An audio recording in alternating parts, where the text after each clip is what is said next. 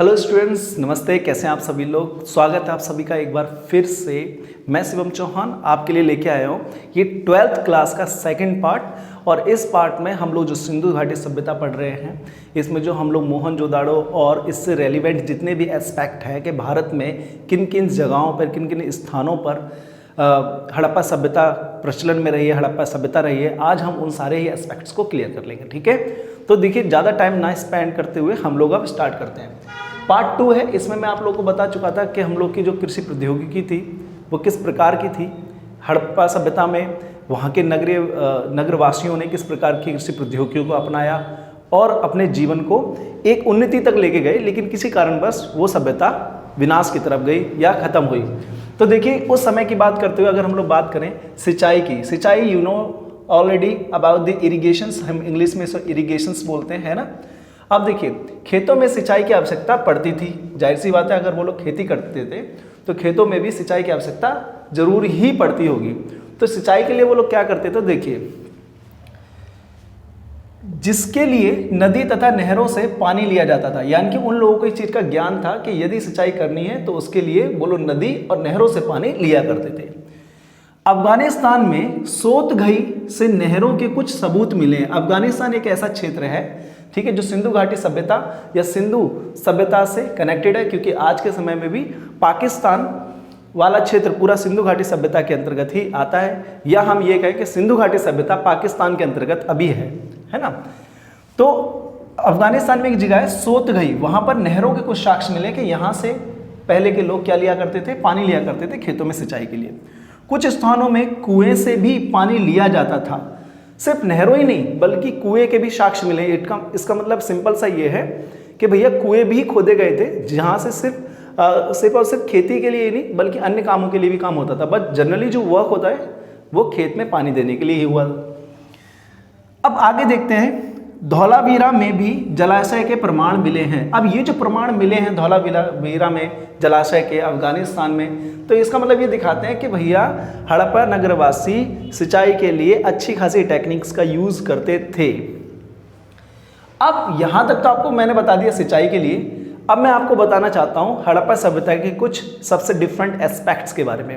बच्चों आप लोगों से ना पेपरों में ये डिमांड की जाएगी कि हड़प्पा सभ्यता भारतीय स्थल क्षेत्र पे किन किन जगहों पे फैला हुआ है, या हड़प्पा सभ्यता की लंबाई चौड़ाई बताएं।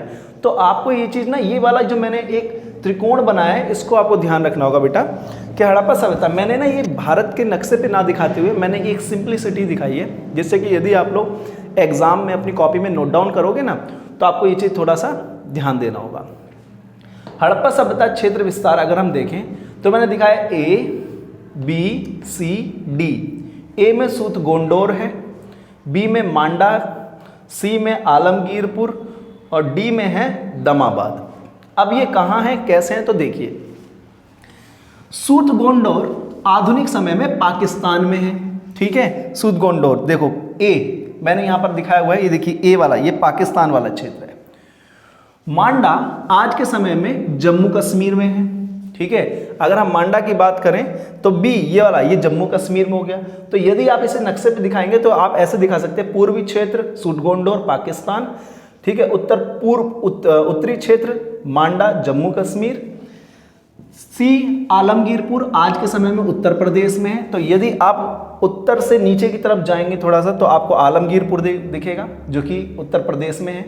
और दमाबाद जो आज के समय में महाराष्ट्र में है, यानी कि हिंदुस्तान के कुछ ऐसे क्षेत्र अगर आप देखेंगे तो आपको ट्रायंगल देखता हुआ मिलेगा, सीधा सीधा चलता हुआ दिखेगा। देखिए ये भी हिंदुस्तान में है, ये भी हिंदुस्तान में है, ये भी हिंदुस्तान में। ठीक है, तो अब आपको ये सारी चीज़ें ध्यान रखनी है कि यदि आपसे पूछा जाए कि हड़प्पा सभ्यता का विस्तार के वर्णन करें या हड़प्पा सभ्यता के विस्तार पूर्वक बताइए, तो आप लोग इस प्रकार से एक ट्रायंगल बना के अपने आंसर को और खूबसूरती दे सकते हो। तो इन पॉइंट्स को आप याद रखिएगा कि सिंचाई कैसी होती थी, हड़प्पा सभ्यता का विस्तार कहाँ तक कैसा था, और ये कुछ पॉइंट्स। अब हम आ जाते हैं मोहनजोदाड़ो की बात पे। क्या है मोहनजोदाड़ो, तो देखो मोहनजोदाड़ो हड़प्पा सभ्यता की तरह ही एक नगरीय सभ्यता थी। ठीक है, लेकिन सबसे अधिक प्रसिद्धि पुरा स्थल मोहनजोदाड़ो को ही मिली। कहते हैं कि मोहनजोदाड़ो हड़प्पा सभ्यता की तरह ही एक सभ्यता थी, लेकिन अगर सबसे ज़्यादा प्रसिद्धि की बात करें, जो फेमस हुआ वो हुआ मोहनजोदाड़ो। बेटा इसकी कुछ खासियत थी कि यहाँ का जो दुर्ग और किले हुआ करते थे, यहाँ के बहुत ज़्यादा शानदार और अच्छे तरीके से विस्तारित तरीके से बनाए गए थे। यहाँ के जो प्रचलन थे, यहाँ के जो बाजार थे, यहाँ की जो सामाजिक व्यवस्थाएं थी वो बहुत ज़्यादा स्पेशलिस्ट थी। मतलब ऐसा माना जाता है कि हड़प्पा सभ्यता एक तरीके से गाँव क्षेत्र था और मोहनजोदाड़ो से एक शहरी क्षेत्र था जो हड़प्पा से ज़्यादा विकसित था। ठीक है। अगला बोला गया कि हड़प्पा संस्कृति के दो महत्वपूर्ण केंद्र हैं, एक तो खुद हड़प्पा और दूसरा मोहनजोदाड़ो। ठीक है बच्चों, तो इन पॉइंट्स को याद रखिएगा, ये आपके आंसर राइटिंग में बहुत हेल्प करने वाले हैं। बाकी की आगे पॉइंट है। अब इस सेकंड पार्ट में हम लोग हड़प्पा सभ्यता और सिंधु घाटी सभ्यता के कुछ ऐसे साक्ष्यों के बारे में पता करने वाले बच्चों, जो आपके ना एग्जामिनेशन पॉइंट ऑफ व्यू से बहुत ज़्यादा जरूरी होने वाले हैं। और मेरी एक चीज़ याद रखिएगा बच्चों, आप सभी लोग, कि आप लोगों को पता है कि आपको मैं पहले भी कई वीडियोस में बोल चुका हूँ कि जितनी भी चीज़ें मैं पढ़ाता हूँ ना बच्चे, उसको पढ़ने के बाद ना एक बार बुक्स जरूर पढ़ लिया करो, ताकि आप लोगों की कॉन्सेप्ट ऑफ अंडरस्टैंडिंग पे और ज़्यादा स्टेबिलिटी आ सके। ठीक है, तो आइए कुछ मेन पॉइंट्सों को ध्यान में रख के पढ़ते हैं, जिनमें ऐसे क्वेश्चंस बनने की संभावना सबसे ज़्यादा होती है। ठीक है, तो अभी तक हमने हड़प्पा सभ्यता की कृषि प्रौद्योगिकी के बारे में पढ़ा। ठीक है, वहाँ पर किन किन तरीकों से पशुपालन किया जाता था, क्या टेक्निक्स यूज़ की जाती थी, उसी प्रकार से आज हम लोग पढ़ने जा रहे हैं। आज हम पढ़ेंगे हड़प्पा सभ्यता के पूरा स्थल, ठीक है, और बस्ती के बारे में, क्योंकि बच्चे यहाँ से सबसे ज़्यादा क्वेश्चन पूछे जाते हैं, सिर्फ 12th में ही नहीं बल्कि जितने भी कॉम्पिटिटिव एग्जामिनेशंस होते हैं उनमें भी इन पॉइंटों से क्वेश्चन पूछ लिए जाते हैं। तो मुझे ऐसा लगा कि क्यों ना मैं आप लोगों को वो बारीकी चीज़ पे ज़्यादा फोकस करके बताऊं जो एग्जाम के पॉइंट ऑफ व्यू से इंपॉर्टेंट है। ठीक है, तो देखिए सबसे पहले पढ़ते हैं पूरा स्थल। तो आपको बच्चे पता होना चाहिए कि पूरा स्थल होता क्या है। बच्चों, पूरा स्थल वे जगहें होती हैं जिन स्थानों पे किसी पुरानी सभ्यता या पुरानी बस्ती, पुराने नगर या किसी पुरानी वस्तु का होना पाया जाता है, तो उन स्थलों को पूरा स्थल कहते हैं। ठीक है, आर्कियोलॉजिकल साइट्स इन इंग्लिश।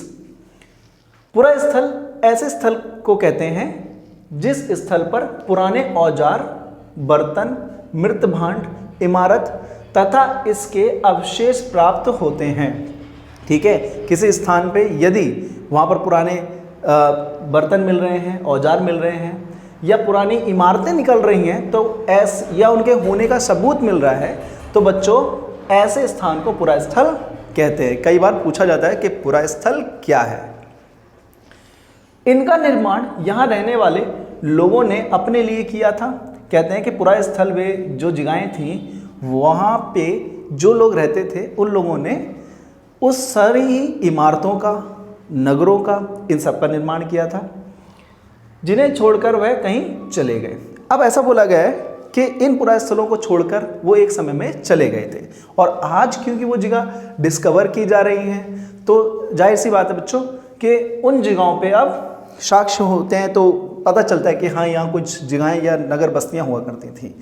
यह एक नियोजित शहर केंद्र था बच्चों। हड़प्पा सभ्यता, मोहनजोदाड़ो, चनूदड़ो, राखीगढ़ी, कालीबंगा, ये सारे क्षेत्र ना बच्चे अपने आप में पहले से प्री प्लानिंग क्षेत्र थे।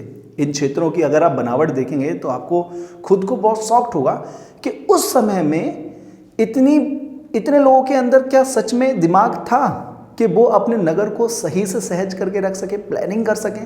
क्योंकि ऐसी सभ्यता, ऐसी इस प्रकार की प्लानिंग तो बच्चे आज भी शहरों में नहीं देखने को मिलती है। जगह जगह पानी, जगह जगह भराव, जगह जगह ऊंच नीच, हर तरीके की स्थलकृतियाँ हैं। लेकिन हड़प्पा सभ्यता, सिंधु घाटी सभ्यता अपने आप में एक ऐसी सभ्यता रही है जिनसे हमें आज के युग के लिए सीखना चाहिए। चलिए पढ़ते हैं कि कैसा था वहाँ का बस्ती केंद्र या बस्तियाँ कैसी थी। वहाँ दो प्रकार के केंद्र थे। पहला तो कुछ बस्तियाँ दुर्ग में रहा करती थी और कुछ जो थी बस्तियाँ वो निचले शहरों में रहा करती थी, जिन्हें दुर्ग और निचला शहर दो अलग अलग भागों में बांट दिया गया था। अब इसको मैं कुछ आपको ऐसे समझा सकता हूँ बच्चे। मान लो कि ये आपका पूरा क्या है, पृथ्वी क्षेत्र है, या आप बोल सकते हो समतल क्षेत्र है। यहाँ पर कुछ स्थान ऐसे उठा हुआ है और इन स्थानों पे बने हुए हैं अलग अलग नगर, अलग अलग महल, या आप बोल सकते हो इमारतें। ये हो गए दुर्ग क्षेत्र, ये हो गए दुर्ग क्षेत्र। और इसको ना, इसकी खासियत थी कि इसको ऐसे पूरा बड़ी बड़ी दीवारों से कवर कर दिया जाता था ताकि यहाँ पे रहने वाले लोग ज़्यादा सुरक्षित रहें। ये हो गए दुर्ग। निचले जो शहर होते थे बच्चे, वो निचले शहर यहाँ हुआ करते थे, ठीक है, यानी कि निचले शहर इधर बसे थे, ठीक है, जो कि इस दीवार की वजह से ये एकदम इनसे सेपरेट थे। तो निचले शहर और दुर्ग, दो प्रकार की सभ्यताओं में नगर का स्थापन वहाँ पर था बच्चों, ठीक है। तो निचला शहर और दुर्ग। अब देखिए दुर्ग क्या, ये छोटे तथा, ठीक है, यहाँ छोटा, ये छोटे होते थे तथा ऊंचाई पे बनाए जाते थे, ठीक है, ये छोटे थे और ऊंचाई पे बनाया गया था। दुर्ग ऊंचे इसलिए थे क्योंकि यहाँ पर बनी संरचना कच्ची ईंटों के चबूतरों पर बनी हुई थी। ऐसा बोला गया है कि ये जो है ना बेटा, ये संरचना, ये कच्ची ईंटों के चबूतरे हुआ करते थे, ये वाले, जिनके ऊपर मकान हुआ करते थे। तो इसलिए ये दुर्ग कहलाए, क्योंकि इन्हें ऐसा लगता था, ये यहाँ पर रहने वाले लोगों को, कि ये दुर्ग पे रह के ज़्यादा सुरक्षित हैं। अब यहाँ लिखा हुआ है आगे, दुर्ग के चारों तरफ से दीवारों से घिरा गया था। ये जो दुर्ग था, इसको चारों तरफ से दीवार से घेर दिया गया था कि बाहर से आने वाले जानवर और कई प्रकार की चीज़ों से ये क्या रह सके, सेफ रह सके। यह दीवार इसे निचले शहर से अलग करती थी। अब ये जो दीवार है, इनको इस शहरों से अलग करती थी, क्योंकि ये ज़्यादा ही अपने आप में ज़्यादा ही सेफ, ज़्यादा ही अच्छे इन्वायरमेंट में रहना पसंद करते थे यहाँ के लोग। इसलिए ये लोग को लगता था कि भाई निचला शहर जो है कॉमन मामूली लोगों के लिए है, और दुर्ग जो क्षेत्र है वो अच्छे कुलीन वर्ग, जो अच्छे खासे पैसे वाले और समृद्ध लोग हैं, उनके लिए। अब इसमें लिखा हुआ है, ये तो हो गई यहाँ पर केंद्र, यहाँ पर रहन की व्यवस्था। अब अगर हम बात करें यहाँ पर बच्चों, देखो मैंने एक टॉपिक लिखा है माल गोदाम। इससे ना बच्चे क्वेश्चन बने हैं, ठीक है, इससे क्वेश्चन एक्चुअल में बने हैं कि हड़प्पा सभ्यता की नगर योजना की विशेषता बताइए।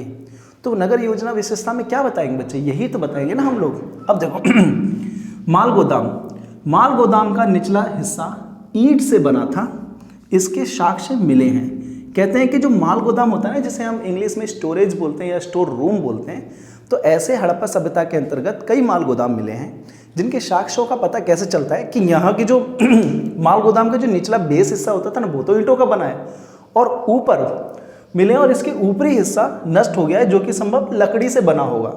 लकड़ी की अपनी खुद की एक जीवन होता है, एक समय तक ही वो चलती हैं। तो इससे पता चलता है कि माल गोदाम ये स्थान हुआ करते थे। ऊपर का हिस्सा सड़ गल गया है, टूट फूट गया है, लेकिन नीचे का हिस्सा जो गोल एरिया था वो अभी भी हूबहू ईंट पे से बना हुआ है, जिससे पता चलता है कि ये स्थान जरूर ही अनाज रखने के लिए प्रयोग किया जाता था। उसके बाद अगर हम माल गोदाम के बाद निचला टॉपिक देखें, तो यह विशाल स्नानागार। इस विशाल स्नानागार को बच्चों आप एक बिगेस्ट स्विमिंग पूल का नाम भी दे सकते हो। अब बिगेस्ट स्विमिंग पूल जैसे कि जहाँ पर सभी सार्वजनिक स्नानागार, जहाँ पर सभी लोग आए स्नान करें। तो देखिए, यह आंगन के में बनाया एक आयताकार जलाशय था। आयताकार का मतलब बच्चों होता है कि जो बहुत बड़ा, चारों तरफ से एक समान आयताकार का हो। तो ये आंगन में बने हुआ करते थे, ठीक है।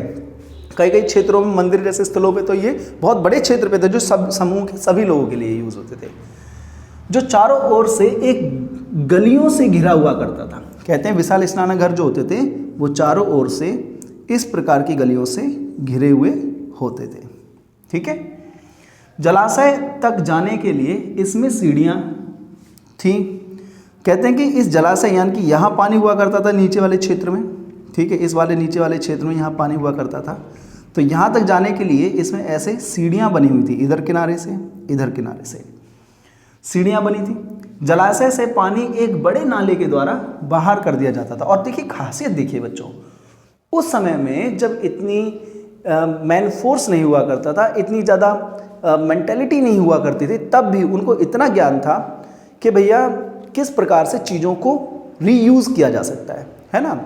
तो जलाशय ऐसा डिज़ाइन किया गया था कि उसमें भरने वाला सारा पानी, चाहे वो बारिश के द्वारा भरा गया हो या वो किसी कार्यों के लिए भरा गया हो या स्नान के लिए भरा गया हो, जो भी पानी था उसको तुरंत रिफिल किया जा सके या रीयूज़ किया जा सके। किस प्रकार से, बड़े से नाले यहाँ पर थे। इन नालों की खासियत थी, कितना भी पानी आए अगर इसे खोल दिया जाए तो ये तुरंत यहाँ से पानी बाहर और फिर नया पानी उसमें डाल दिया जाता है। और ये एक अनोखी संरचना थी बच्चे, क्योंकि इन सारी चीज़ों को अगर फॉलोअप किया जाए ना, तो उस प्रकार की टेक्निक को आज भी नहीं फॉलो कर पाते हैं कई शहर, तो कई राज्य हमारे भारत के अंतर्गत ऐसी संरचना काम तो करते हैं, लेकिन जब बारिश होती है तो या तो इमारत पे पानी भर जाता है या इमारत ढह जाती है या सड़क पानी के नीचे, पानी सड़क के ऊपर, इस तरीके की चीज़ें देखने को मिलती हैं। तो अकॉर्डिंग टू मी ऐसा सभी कहते हैं और मेरा भी यही मानना है कि अगर हम कुछ टेक्निक्स को यूज़ कर लें ना उन्हीं की, तो हम लोग बहुत ज़्यादा अच्छी नियोजित व्यवस्था में फिर से आ सकते हैं। ठीक है, अब देखिए आगे के पॉइंटों में अब आपको क्या सीखने को मिलता है। चलिए देखते हैं अब आगे। हड़प्पा सभ्यता के अंतर्गत आप लोगों ने ये चीज़ तो पढ़ ली कि स्थापत्य कला किस प्रकार की थी, वहाँ के निचले शहर कैसे थे। अब उसी सीरीज में हम देख लेते हैं और एक पॉइंट, निचला शहर। हमने अभी तक दुर्ग के बारे में पढ़ा था, अब हम आ जाते हैं निचला शहर। देखिए ऐसा माना जाता है कि निचले शहर में आवासीय भवन थे, नीचे वाला जो क्षेत्र था वहाँ पर आवासीय मतलब लोग रहते थे। ठीक है, निचला शहर दुर्ग के मुकाबले अधिक बड़े क्षेत्र में बना था, यानी कि निचला वाला जो क्षेत्र था वो दुर्ग जो था छोटे से चबूतरे क्षेत्र पे बना हुआ था, लेकिन निचला क्षेत्र अधिक बड़े क्षेत्र पे बना था। ठीक है, निचले शहर को भी दीवार से घेरा गया था। ऐसा नहीं है कि सुरक्षा की जिम्मेदारी सिर्फ बड़े लोगों को ही होती है, ऐसा नहीं है, बल्कि निचला जो क्षेत्र था वो भी बाकायदा जिस प्रकार से दुर्ग को चारों तरफ से दीवारों से घेरा गया था, उसी प्रकार से निचले शहर को भी दीवार से घेरा गया था। यहाँ भी कई भवनों को ऊंचे चबूतरों पर बनाया गया था। यह चबूतरे नींव का काम करते थे। देखो बच्चों, निचला शहर अपने आप में बड़ा क्षेत्र था क्योंकि समतल जगहें थी, और ऐसा नहीं है कि वहाँ पर सारे जो घर थे वो एक समान पद्धति पे बने हों या एक जैसे बने हों। वहाँ पर कुछ घर ऐसे भी थे जो चबूतरे के ऊपर ही बने थे, और ये चबूतरे जो हैं ये नींव का काम करते हैं। जिस प्रकार मकान बनाने के लिए पहले नींव डालनी पड़ती है ना, ताकि स्ट्रॉन्ग रहे, उसी प्रकार से जो निचले शहर थे वहाँ के ज़्यादातर मकानों की जो बनावट थी वो चबूतरों पर थी।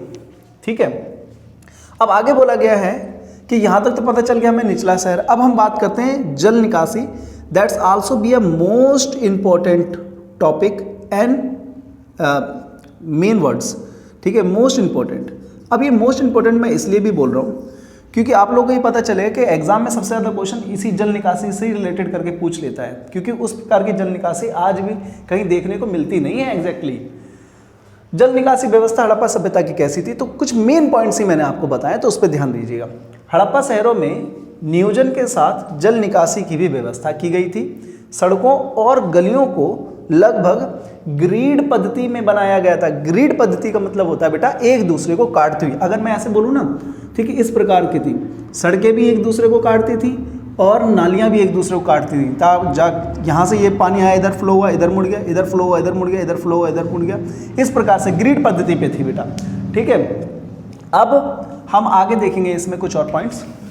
अब देखिए ध्यान से, ग्रिड पद्धति पर बनाया गया था। यह एक दूसरे को समकोण पर काटती थी। समकोण का मतलब होता है इस प्रकार से क्रॉस में काटती थी। हड़प्पाई भवनों को देखकर ऐसा पता लगता है कि पहले यहाँ नालियों के साथ साथ गलियां बनाई गई थी। इस पॉइंट को याद रखना, हड़प्पा सभ्यता की खासियत यही थी कि यहाँ जिस प्रकार से नालियाँ बनी हुई थी ना सीधे सीधे, उसी प्रकार से मान लो कि ये नाली है, ठीक है, ये गली बनी हुई है, सॉरी ये गली बनी हुई है, इन्हीं के किनारे इधर इधर इधर साइड साइड में नालियाँ बनी हुई थी। तो सड़कों के साथ साथ नालियाँ, तो उस ज़माने में बेटा उनको इतना पता था कि किस प्रकार से उनको पानी का बहाव किस तरफ देखना है या लेके जाना है। गलियाँ बनाई गई थी, उनके उसके साथ साथ गलियों के अगल बगल में मकान भी थे। ये गलियाँ हो गई, ये नालियाँ हो गई, और इन्हीं के बगल में इधर ये मकान, ये मकान, ये मकान, मतलब मकानों का सारा पानी नाली में, ठीक है, और नालियाँ भी साथ में। मकानों का सारा पानी नाली में और साथ में आपकी सड़क भी। तो इस प्रकार की पद्धति उन लोगों ने अपने समय में यूज़ की थी, जो अपने आप में देखा जाए तो बहुत सोचने वाली बात है कि उन लोगों को इतना ज्ञान था। आगे बोला गया है, प्रत्येक घर का गंदा पानी इन नालियों के जरिए ही बाहर जाता था। ठीक है, यहाँ यह नालियाँ बाहर जाके एक बड़े नालों से मिल जाती थी, जिससे सारा पानी नगर के बाहर चला जाता था। यानी कि पानी रुकने का कोई सिस्टम ही नहीं था। उन्होंने ये चीज़ तय कर दी थी कि भैया अगर वो लोग गलियों के किनारे किनारे नालियाँ बनाएंगे, और ज़्यादातर घर जो है वो नालियों के किनारे ही हैं, या फिर आप बोल सकते हो सड़क के किनारे हैं, तो गलियों का सारा पानी नालियों के थ्रू होता हुआ, ठीक है, बड़े एक अलग ही स्थान पे ठीक है, जितना भी घर का गंदा पानी होता था नालियों के जरिए बाहर चला जाता था। ये नालियाँ बाहर जाके बड़े नालों में, तालाबों में मिल जाती थी, ठीक है, और सारा पानी नगर के बाहर चला जाता था। तो इस पॉइंट पे बच्चा आपको बहुत ज़्यादा ध्यान रखना है, क्योंकि नगर व्यवस्था हड़प्पा सभ्यता के अंतर्गत आप लोगों से ये चीज़ डिमांड की जाएगी और पूछा जाएगा कि वहाँ की जल निकासी प्रणाली किस प्रकार थी। तो जल निकासी प्रणाली यही आप बताएंगे। अब बात करते हैं हम गृह स्थापत्य कला के बारे में। तो गृह स्थापत्य कला क्या है बेटा, तो सुनिए। मोहनजोदाड़ो के निचले शहर में आवासीय भवन थे। आवासीय भवन मतलब मोहनजोदाड़ो जो क्षेत्र था उसमें निचले क्षेत्र में लोग रहते थे, नो डाउट, ठीक है। अब सुनो क्या बोला है, यहाँ के आवास में एक आंगन और उसके चारों ओर कमरे बने थे। यहाँ के ऐसा आवास भी था कि जहाँ पर एक आंगन है। यहाँ के जो घर होते थे ना, यहाँ की घर की विशेषता ही है कि घर तो है, उसमें आंगन है बीच में, और उन आंगन बीच में होने के साथ साथ आंगन के चारों ओर कमरे बने हुए हैं। आंगन अक्सर क्यों बनाया जाता या क्यों बनाया गया था? आंगन खाना बनाने और कताई करने के काम आता था। जिस प्रकार से आज की डेट में भी हमारे घरों में एक हॉल होता है ना, जहाँ पर सभी लोग बैठ के खाना खाते हैं, या किसी प्रकार का कोई फंक्शन वगैरह होता है तो वहाँ अटेंड करवा लिया जाता है, या गेस्ट गैदरिंग होती है तो आंगन में ज़्यादातर लोग बैठते हैं। उसी प्रकार से हड़प्पा सभ्यता के अंतर्गत भी आंगन का मुख्य कार्य, जैसे कि खाना पकाने के लिए बड़े लेवल पे जब खाना बनता होगा तब, ठीक है, और कताई करने के लिए या सामान रखने के लिए किया जाता था। तो बच्चों उस समय में इतना हमें समझ आता है कि उस समय भी लोगों को ज्ञान था कि घर की व्यवस्था किस प्रकार से की जाती है, ठीक है। इसी प्रकार से मेन पॉइंट्सों पे आपको ध्यान देना है, ओके। अब देखते हैं हम नेक्स्ट पॉइंट पे। चलिए देखते हैं। आप आज इस क्लास में, जैसा कि आप लोगों को पता है कि हम लोग हड़प्पा सभ्यता क्लास 12 की एनसीईआरटी को कंप्लीट करते चले आ रहे हैं, जिसका नाम है ईंट, मनके और अस्थियां। बच्चों मैं आपको स्टार्टिंग में ही बता चुका हूं कि हमें कोई भी ऐसे पॉइंट्स को नहीं पढ़ना है जिसका कोई रेलिवेंस नहीं है एग्जाम में, तो इसीलिए मैं कुछ शॉर्ट नोट्स को आपको इस सीरीज़ में पढ़ा रहा हूं कंटिन्यूसली। तो आपको ये चीज़ भी देखना है कि मैं जिस पॉइंट्स को बता रहा हूं, या मैं आप लोगों को जिस पॉइंट पर अंडरलाइन करता चलूँगा, आपको उन पॉइंट्स को बखूबी अपनी नोटबुक में आप लोग नोट डाउन करते चलिएगा। जब कंप्लीट हो जाएंगे ना लेक्चर्स, तो आपको लगेगा कि आपकी कम मेहनत में ज़्यादा अच्छे नोट्स आपके तैयार हो चुके हैं। तो एग्ज़ाम में आप लोगों को ज़्यादा ना पढ़ते हुए सिर्फ कॉन्सेप्ट की अंडरस्टैंडिंग करने में बहुत इजी हेल्प मिल जाएगी, ठीक है। चलिए आप स्टार्ट करते हैं। जैसे कि आप लोगों को पता है कि इससे जो अलग टॉपिक्स थे जो अभी तक मैंने अभी आपको बताए हैं, उसमें क्या डिफरेंस था और इसमें क्या डिफरेंसेस, ठीक है। तो देखिए अब आगे अगर हम बात करें तो हड़प्पाई समाज में विभिन्नता का अवलोकन। तो हड़प्पाई समाज में विभिन्नता का क्या अवलोकन था? तो अब देखिए, आप लोगों को पता है कि यहाँ लिखा हुआ है कि हर समाज में रहने वाले लोगों के बीच सामाजिक और धार्मिक, देखो पकड़ने बेटा, सामाजिक और धार्मिक भिन्नताएं होती हैं। कोई भी समाज हो उसमें लोगों के बीच में एक सामाजिक और धार्मिक प्रकार की भिन्नता पाई जाती हैं। हर किसी की सोच अलग होती है, धर्म अलग होते हैं, उनको मानने के तरीके अलग होते हैं। तो इसमें बताया गया था, देखो इन भिन्नताओं को जानने के लिए इतिहासकारक कई तरीकों का प्रयोग करते हैं। इतिहासकारक बच्चों जो पुराने एस्पेक्ट्स को खोजते हैं, उनको लिखते हैं, लोगों तक, बच्चों तक उस चीज़ को पहुंचाते हैं, उन्हें इतिहासकारक बोलते हैं। तो कहते हैं कि देखो हर समाज में रहने वाले लोगों के बीच सामाजिक और धार्मिक भिन्नताएं होती हैं, ठीक है, और इन भिन्नताओं को जानने के लिए इतिहासकारक ने कई तरीकों का प्रयोग करते हैं। अब देखो इन तरीकों में से एक है शवाधान का अध्ययन। बच्चे ये वाले पॉइंट को पकड़ना, क्योंकि ये ना 1-2 नंबर में पूछ लेता है कि किन विधियों से पता चलता है कि हड़प्पा समाज या हड़प्पा सभ्यता अपने आप में एक अनूठी व्यवस्था या सांस्कृतिक व्यवस्था रखती थी। तो देखो क्या बोला है कि इन तरीकों में से एक है शवाधान का अध्ययन। तो ये क्या है शवाधान का अध्ययन? तो सुनिए, शवाधान अंतिम संस्कार की विधि होती है, ठीक है, यह है शवाधान अपने आप में अंतिम संस्कार की क्या है? विधि है। आगे बोला गया है कि हड़प्पा सभ्यता के लोग अंतिम संस्कार व्यक्ति को दफनाकर करते थे। इस पॉइंट को याद रखना। आप लोगों से क्वेश्चन पूछा जा सकता है कि हड़प्पा सभ्यता के अंतर्गत शवों को अंतिम संस्कार किस प्रकार किया जाता था। तो आप याद रखना है कि हड़प्पा सभ्यता के अंतर्गत शवों को दफना दिया जाता था। ठीक है। कई कब्रों में ईंट चिनाई की गई थी। कई कब्रें तो ऐसी थी बच्चों जिसमें ईंट की चिनाई की गई थी, फिर उसके बाद बॉडीज़ को रखकर उसको बंद किया गया था। तो इससे कहीं ना कहीं हमें पता चलता है कि उन्हें कई अन्य साक्ष्यों का भी ज्ञात था, कई अन्य चीज़ों से भी वो भली भांति रूबरू थे। कई कब्रों में मिट्टी के बर्तन तथा आभूषण भी दफना दिए जाते थे। हड़प्पा सभ्यता में ये भी देखा गया कि कब्रों के साथ जब कब्रों में जब किसी डेड बॉडी को रखा जाता था तो उसके साथ उसके रोज़मर्रा की ज़िंदगी से जुड़ी हुई चीज़ें जैसे कि उसके बर्तन, उसके साथ की कोई रोज़ में प्रयोग होने वाली वस्तुएं भी क्या की जाती थी, दफना दी जाती थी। तो जैसे कि आभूषण हो गए, मिट्टी के बर्तन हो गए, ये भी दफना दिए जाते थे। आगे देखेंगे हम, शायद ये लोग पुनर्जन्म में विश्वास करते हों। ऐसा ये लोग क्यों करते थे? क्योंकि इन लोगों को शायद ऐसा लगता था कि मरने के बाद भी एक जीवन है जिसमें देखो, या ये सोचकर दफनाते थे कि मृत्यु के बाद इन वस्तुओं का उपयोग किया जाएगा। इसके पीछे बेटा यही एक लॉजिक रहा होगा उनका कि वो लोग ना ये सोचते थे कि ये जो मिट्टी के बर्तन, ये आभूषण जो हम दफना रहे हैं, मरने के बाद हो सकता है कि इनका प्रयोग ये करें। तो ये इनका मानना था। पुरुष हो या महिला, दोनों के कब्र से आभूषण मिले हैं, यानी कि कोई ऐसा लोभ लालच नहीं था। मरने के बाद वो आभूषण को भी साथ में दफना दिए जाते थे। उन्हें ऐसा प्रतीत या लगता था कि मरने के बाद इन चीज़ों का प्रयोग होता होगा या होता है। तो बेटा इन चीज़ों को, इन पॉइंट को याद रखना कि उनकी शवाधान की विधि क्या थी। अब मैं जो वस्तुएं होती हैं या आभूषण हो गए, कई वस्तुएं ऐसी होती हैं, ये तो अलग पॉइंट है कि भाई मरने के बाद रोज़मर्रा की ज़िंदगी के जो भी उपयोगी चीज़ें हैं उनको दफना दिया जाता था। तो अब इसी में ही ना आपके एनसीईआरटी बुक में नीचे की तरफ एक हेडिंग है, विलासिता की खोज। तो विलासिता की खोज होती क्या है या विलासिता क्या है, तो सुनिए। विलासिता की वस्तुओं की जो खोज है वो दो तरीके से की गई है। एक नंबर 1 उपयोगी वस्तु और दूसरा विलासिताई वस्तु। मैं आपको यही एक्सप्लेन कर देता हूँ, ज़्यादा रीड करने की नीड नहीं है। उपयोगी वस्तु बच्चे वो वस्तुएं होती हैं जिनका प्रयोग रोज हम अपनी ज़िंदगी में करते हैं, रोज़मर्रा की ज़िंदगी में करते हैं। ठीक है। और विलासिताई वस्तुएं वो होती हैं जिनका प्रयोग रोज़ तो नहीं, लेकिन एक समय के अंतराल में या कुछ समय बाद किया जाता है। ठीक है। तो इनको आप याद रखिएगा। अब देखो आगे क्या बोला गया है कि उपयोगी वस्तुएं वह होती हैं जिन्हें हम रोज़मर्रा उपयोग करते हैं। एक दिन में आप रोज़ डेली किसका यूज़ करते हो? स्टडी टेबल का यूज़ करते हो ना। एक दिन में आप अपनी किताबों का प्रयोग करते हो ना, बर्तन का प्रयोग करते हो।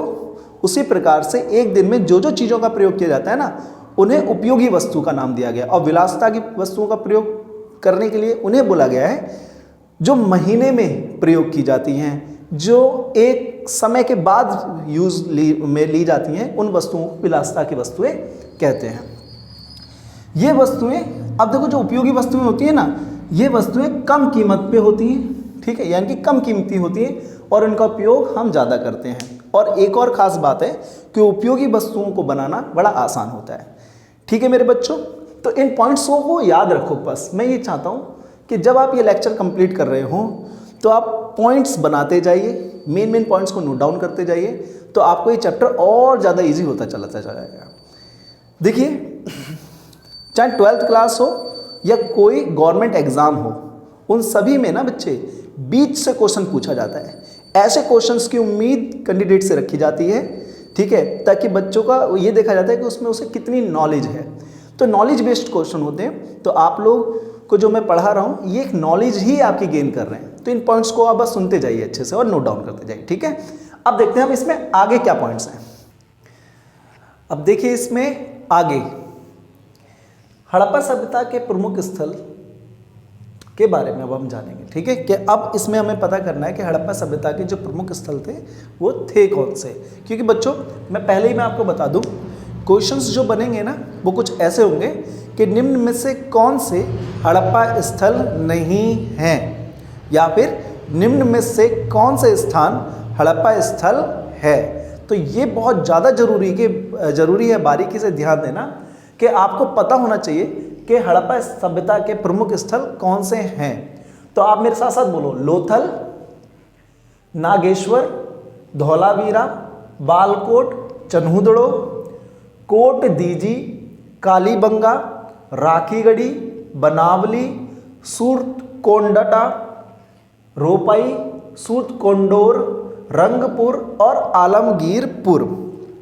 आप एक बार फिर से इसे कॉपी में नोट डाउन कर लीजिएगा और इनको 2 से 4 बार एक बार आप क्या करना है, इनको पढ़ लेना, ये रिपीट कर लेना, क्योंकि इनसे क्वेश्चंस बनते हैं, चाहे गवर्नमेंट एग्जाम हो या आपके CBSE एग्जाम हो, HBSE एग्जाम हो, डजेंट मैटर, लेकिन हड़प्पा स्थल से क्वेश्चंस आता है, मैं फिर बोल रहा हूँ। अब देखो, हड़प्पा स्थल को जानने के बाद आपको ध्यान देना है शिल्प उत्पादन पे। हड़प्पा सभ्यता के अंतर्गत आपको पता है कि कई प्रकार के शिल्प उत्पादन भी हो रहे थे। तो शिल्प उत्पादन थे क्या, तो देखो, शिल्प उत्पादन की अगर हम बात करें तो चन्हुदड़ो नामक स्थान जो आज वर्तमान में पाकिस्तान में है, वह शिल्प उत्पादन का महत्वपूर्ण केंद्र था। ऐसा बोला जाता है कि चन्हुदड़ो एक ऐसा स्थान था जहां पर शिल्प उत्पादन बहुत बड़ी मात्रा में होता था। वहां पर शिल्प उत्पादन करने वाले व्यक्तियों का ही निवास था। क्या क्या शिल्प कार्य होते, तो देखिए मैंने लिखा हुआ है शिल्प कार्य। तो शिल्प कार्य जैसे कि मनके बनाना, शंख की कटाई, धातु कार्य, मोहर का निर्माण करना, ठीक है, और बाट बनाना आदि, ये मुख्य शिल्प कार्यों में आते हैं। तो यदि आपसे ये क्वेश्चन पूछा जाए कि हड़प्पा सभ्यता के अंतर्गत मुख्य शिल्प कार्य कौन से थे, तो आप बताएंगे उनमें मनके बनाना, शंख की कटाई करना, धातु कार्य, कई धातुओं पे कई प्रकार के चित्रकारी करना धातु कार्य के अंतर्गत ही आता है, और मोहर का निर्माण करना, ठीक है, अंत में बाट बनाना, क्योंकि उन्हें सिस्टम थोड़ा सा उनका तोल का भी सिस्टम उन्होंने अपनाया हुआ था, तो बाट का भी वो निर्माण करते थे। अब देखो, अब आपको क्या ध्यान में रखना है कि मनके का निर्माण विभिन्न प्रकार के पदार्थों से किया जाता था। जितने भी मनके बनाए जाते थे बच्चों, उनमें एक प्रकार के ना पदार्थों का प्रयोग किया जाता था। तो ये भी बहुत ज़्यादा जरूरी है आप सभी को जानने के लिए कि वो मनके जो बनते थे उनमें किस प्रकार के पदार्थों का प्रयोग होता था। तो देखो, कॉर्नेलियन एक प्रकार का पत्थर है, ये सुंदर लाल रंग का पत्थर है, ठीक है, ये सुंदर लाल रंग का पत्थर है। इसमें कई प्रकार के डिजाइन्स देने के लिए ना वो कॉर्नियल्स पत्थर का यूज करते थे। जैस्पर भी एक प्रकार की क्या है, आपने चौक देखी है ना, चौक, सेल खड़ी चौक, तो उसी प्रकार का ये जैस्पर है, व्हाइट कलर का होता है। स्फटिक, क्विटिस और सेल खड़ी, ये चौक प्रकार का होता है। ये किसी प्रकार पे डिजाइन बनाने के लिए या किसी प्रकार की लाइंस बनाने के लिए इनका प्रयोग किया जाता था। धातुओं में वो हड़प्पा सभ्यता के लोगों को पता था सोना, तांबा और कांसा, ठीक है। तो ये आप याद रखना कि हड़प्पा सभ्यता के लोगों को धातुओं में इन चीज़ों का ज्ञान था, उन्हें पता था सोना क्या है, तांबा क्या है और कांसा क्या है, ठीक है। अगर हम शंख की बात करें तो शंख बनाने के लिए फायस का प्रयोग किया जाता था, पक्की मिट्टी का प्रयोग किया जाता था। ये छोटे छोटे शंख होते थे, ये इतनी स्ट्रांग मिट्टियाँ होती जिनसे गोल आकार के, डमरू आकार के, बेलना आकार के शंख बनाए जाते थे, ठीक है बेटा। अब कुछ पॉइंट्सों पे याद रखना, इन सभी का प्रयोग करके मनके बनाए जाते थे। इनमें से जितने भी मटेरियल्स मैंने आपको बताए, इन सभी का प्रयोग करके मनके बनाए जाते थे हड़प्पा सभ्यता में। कुछ मनकों को 2 या 2 से अधिक पत्थरों को जोड़कर बनाए जाते थे। कुछ मनके ऐसे थे जिनमें अलग अलग वैरायटी के अलग अलग पत्थरों को जोड़कर बनाया जाता था, जिससे इसमें खूबसूरती तो आती ही थी और एक स्ट्रॉन्गनेस भी उन मनकों में होती थी। तो उन्हें इस चीज़ का ज्ञान था कि वो जो चीज़ें बना रहे हैं वो उसकी उपयोगिता क्या है, तो उस प्रकार से वो चीज़ों का प्रयोग करते होंगे। अब देखो आगे बोला गया है, जैसे चक्राकार देखो बनाए जाते थे। यह मनके कई आकार के होते थे बेटा, इनमें ना कई डिफरेंट प्रकार के डिज़ाइन या स्ट्रक्चर्स होते थे, जिसे आप आकार बोलते हो, है ना। तो देखो क्या बोला गया है, कई आकार के होते थे। इन पर मैं वो आकार बताता हूँ आपको, जैसे चक्राकार या गोल, बेलनाकार बेलन के आकार के, गोलाकार, ठीक है, ढोलक आकार, खंडित आदि। इन सभी प्रकार के मनकों की डिज़ाइन उन्हें पता था कैसे बनाते हैं और वो वैसे ही बनाते थे। इन पर चित्रकारी करके इन्हें सजाया जाता था। ठीक है, इन पर चित्रकारी की जाती थी, बाकायदा इन्हें सजाया जाता था जिससे कि इसकी खूबसूरती और अच्छी हो सके। इन्हीं के अनुसार इसे बनाने की तकनीक में भी बदलाव किया गया।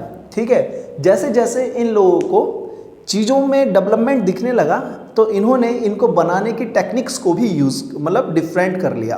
पहले जो चीज़ें हाथ से बनती थी, अब उन्हीं चीज़ों को औजार से बनाने की, औजार पहले वो जो हाथों के उंगलियों का प्रयोग करते थे, अब हाथों से ही औजार के प्रयोग से बनाने लग गए।